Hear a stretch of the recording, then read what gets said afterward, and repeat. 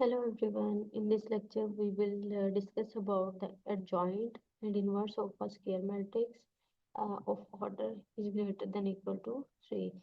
3 cross 3 order की basically यहाँ पे हम जो है उसके adjoint फाइंड आउट करना सीखेंगे और उनका इन्वर्स फाइंड आउट करना सीखेंगे। जैसे हमारे पास ये देखें ए मैट्रिक्स दी हुई है, तो अगर ये ए मैट्रिक्स है तो इसका adjoint जॉइंट मैट्रिक्स जो है वो हम किस तरह से फाइंड आउट कर सकते हैं, सारे के सारे कोफैक्टर्स फाइंड करके ये कोफैक्टर की मैट्रिक्स अगर हम बनाएं और इन कोफैक्टर की मैट्रिक्स को देन इसका ट्रांसपोज अगर हम ले लेते हैं तो हमारे पास एडजॉइंट ऑफ ए आ जाता है।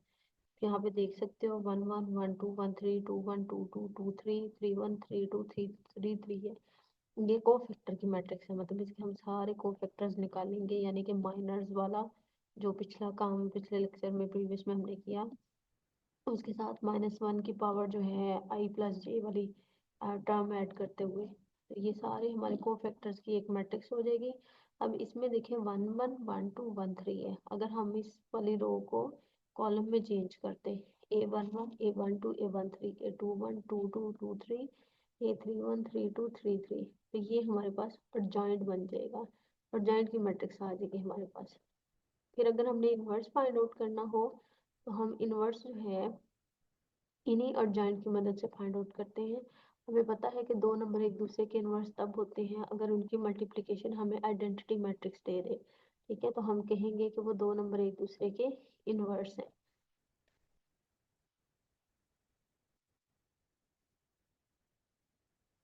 यहाँ पे आप देख सकते हो ए और ए इनवर्स अगर हम मल्टीप्लाई करेंगे तो हमें आइडेंटिटी मैट्रिक्स मिल जाएगी। जिस ऑर्डर की ये हमारे पास मैट्रिक्स होंगी उसी ऑर्डर की हमें आइडेंटिटी मैट्रिक्स मिल जाएगी। अब देखते हैं कि सिंगुलर मैट्रिक्स क्या होती है। अगर हमारे पास एक ए जो है वो नॉन सिंगुलर मैट्रिक्स हो तो हम उसका जो है इन्वर्स फाइंड आउट कर सकते हैं। अगर ए सिंगुलर मैट्रिक्स है तो हम उसका जो है वो determinant sorry inverse find out नहीं कर सकते। सिंगुलर और नॉन सिंगुलर का क्या कंसेप्ट है, ए का मोड जो है इक्वल टू 0 आ जाए तो हमारी ए मैट्रिक्स जो है वो सिंगुलर मैट्रिक्स है, और अगर ए मैट्रिक्स का मॉड नॉन जीरो आएगा तो हम उसको नॉन सिंगुलर मैट्रिक्स कहेंगे। पहले तो हमें ये मॉड चेक करना होता है कि क्या हमें जो मैट्रिक्स दी हुई है हम उसका इन्वर्स फाइंड भी कर सकते हैं या नहीं। और वो उसको चेक करने के लिए ये सिंगुलर और नॉन सिंगुलर मेथड ही होता है कि अगर आपके पास वैल्यू 0 आ गई है ए डिटर्मिनेंट की, जैसे आप देख सकते हो ए इनवर्स का फार्मूला ये है 1/a mod into adjoint of A. यहाँ पे जब ए पुट होगा तो ऑब्वियसली 1/0 जो है वो इन्फिनिटी को अप्रोच कर देगा, तो ये हमें इन्वर्स फाइंड आउट नहीं कर सकेंगे हम। इसलिए ये कहा जाता है कि पहले आप डिटर्मिनेंट फाइंड करें और चेक करें कि क्या वो 0 के इक्वल तो नहीं है। तो जैसे अब हमारे पास ये एग्जांपल है, इसमें हम सारी चीज़ें देखेंगे, सिंगुलर नॉन सिंगुलर भी देखेंगे और को फैक्टर्स भी फाइंड करते हुए इसका जॉइंट निकालेंगे और फिर इन्वर्स फाइंड आउट करेंगे इस फार्मूला से। तो आप देख सकते हैं हमारे पास जो है ए इन्वर्स दिया हुआ है और ये हमारे पास ए मैट्रिक्स है।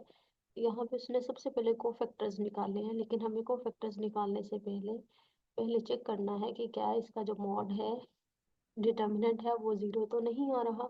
यहाँ पे देखिए हमने इसका जो है वो डिटर्मिनेंट फाइंड आउट किया, वही प्रीवियस मेथड इसमें हमने माइनर्स लिए थे और कोफैक्टर्स लेते हुए इस तरह से इनको मल्टीप्लाई किया था आपस में। और यहाँ पे हमारे पास जो है A12 बेसिकली माइनस साइन होता है, लेकिन यहाँ इसने प्लस लिखा है क्योंकि 1 के साथ मुझे चेक करने दें कि क्या 1 के साथ माइनस तो नहीं है। Let me check first.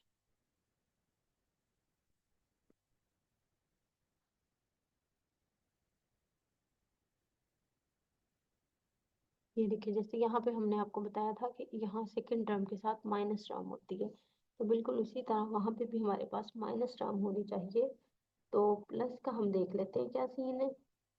Other this term has 0 term है हमारे पास, तो 0 जो है वो तो नहीं हो सकती, प्लस भी होती है माइनस भी होती है, उसका तो हमें कोई नहीं है कि हम A12 को चेक कर लेते। A12 हमारे पास क्या टर्म आ रही है, A12 जो है वो प्लस की है या माइनस की, A12 1 2 1 आ रहा है जी, बिल्कुल इसका मतलब है यहाँ मिस्टेक है। इसमें मिस्टेक है, यहाँ पे आपको माइनस साइन जो है वो पुट करना है। ठीक है, यहाँ टाइपिंग मिस्टेक है बुक में ही, तो आपके पास ये 3 1 जार 3 -0, ऑब्वियसली वो फिर हमारे पास आंसर तो -1 ही रहेगा, लेकिन ये टाइपिंग मिस्टेक यहाँ पे थोड़ी सी इसने की हुई है। ओके, आप देख सकते हो कि ए का डिटर्मिनेंट हमारे पास -1 आया है, det is not equal to 0, मतलब हमारी मैट्रिक्स क्या है, नॉन सिंगुलर है, सो हम इसका इनवर्स फाइंड आउट कर सकते हैं। अब आते हैं इसके अर्जेंट की तरफ। अर्जेंट फाइंड आउट करेंगे। अर्जेंट फाइंड आउट करने के लिए हमें सारे के सारे कोफैक्टर्स निकालने हैं। पहले A11 निकालना है। A11 का मतलब क्या है, हमने फर्स्ट रो ड्रॉप करनी है, सॉरी फर्स्ट रो और फर्स्ट कॉलम को ड्रॉप करना है, बाकी 4 एलिमेंट्स यहाँ पे लिख देने हैं, और -1 के ऊपर ये दोनों एलिमेंट्स प्लस करके लिख देने हैं। ठीक है, इसको आपने सॉल्व कर लेना, आंसर 3 आ जाएगा।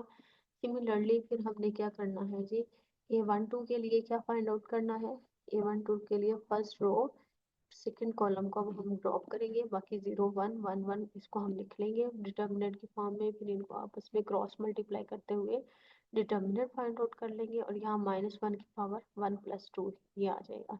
तो ये हमारे पास इसका सेकंड जो है वो कोफैक्टर आ गया, ये फर्स्ट कोफैक्टर। इसी तरह 1 3 फाइंड आउट करेंगे, फिर 2 1 2 2 A23 A31 A32 and A33 find out करेंगे। ये सारे एलिमेंट्स फाइंड करने के बाद हमने अभी जो डिस्कस किया था, ये कोफैक्टर की मैट्रिक्स इसमें पुट कर देंगे, इनके आंसर्स इस तरह से। ठीक है, सारे आंसर्स पुट कर देंगे।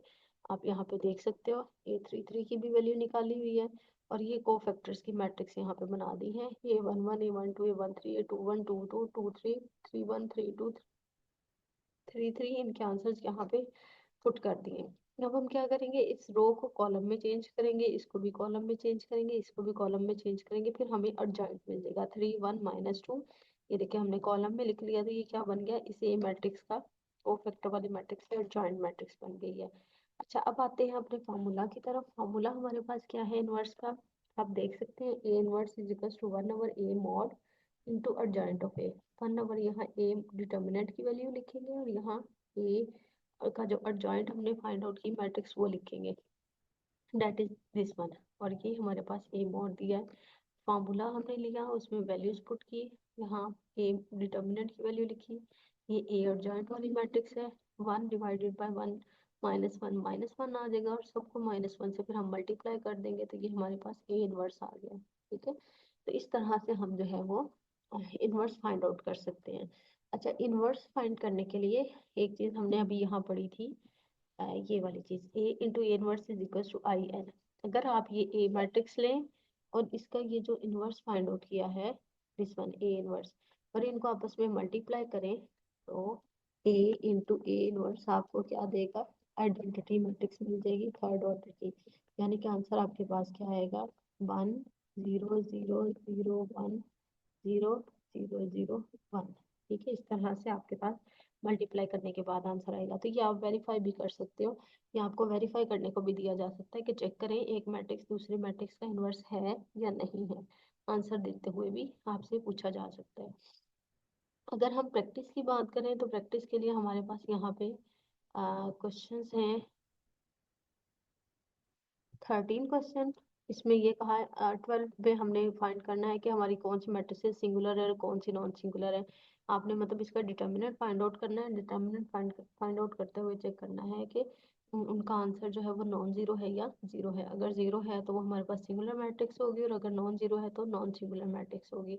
इसी तरह यहाँ से हमने इस मैट्रिक्स का इन्वर्स फाइंड आउट करना है। इन्वर्स फाइंड आउट करने के बाद इन्वर्स मैट्रिक्स को और इस मैट्रिक्स को मल्टीप्लाई करना है, और देखना है क्या हमारे पास आइडेंटिटी मैट्रिक्स आ रही है थर्ड ऑर्डर की या नहीं।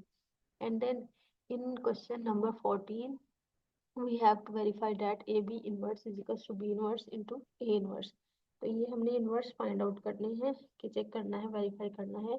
यहाँ पे पहले हमने लेफ्ट साइड पे ए और बी मैट्रिक्स को मल्टीप्लाई करना है, जो आंसर आएगा उसका फिर इनवर्स फाइंड आउट करना है। फॉर्मूला वही वाला हमारे पास आएगा, A inverse is equals to 1/a mod into adjoint of A. ठीक है, जो हमारे पास ये नई मैट्रिक्स बनेगी, हम उसको ए मैट्रिक्स कह सकते हैं या सी मैट्रिक्स कह सकते हैं। तो यहाँ पे सी आ जाएगा, इधर सी मैट्रिक्स आ जाएगा, इधर सी मैट्रिक्स, वो तो नेम चेंज हो जाएगा। हाँ, और सचेस कोई चेंज नहीं आएगा। तो यहाँ पे आप पहले इनकी मल्टीप्लिकेशन करेंगे, देन उसका इन्वर्स फाइंड आउट करोगे, और राइट साइड पे बी मैट्रिक्स का आप इन्वर्स फाइंड आउट करोगे अलग से, ए मैट्रिक्स का अलग से इन्वर्स फाइंड आउट करोगे, एंड देन लास्ट में दोनों के इन्वर्स के आंसर्स को मल्टीप्लाई करेंगे। ये आपकी लेफ्ट हैंड साइड इक्वल होनी चाहिए राइट हैंड साइड के। तो इसके दो यहाँ पे आपको पार्ट्स दिए हुए हैं, here are this two parts, आप इनको चेक कीजिएगा। इनमें जो क्लैरिफिकेशन चाहिए होगी, जो आपको पार्ट क्लियर नहीं होगा, वो आप मुझसे डिस्कस कर लीजिएगा। इंशाल्लाह we will do in better way. मैं बात करूं अगर इस मैट्रिक्स की, इसका अगर हमने डिटर्मिनेंट फाइंड आउट करना हो, तो इसका डिटर्मिनेंट फाइंड आउट करने का वही मेथड है जो हम पहले कोफैक्टर्स की मदद से फाइंड करते आए हैं।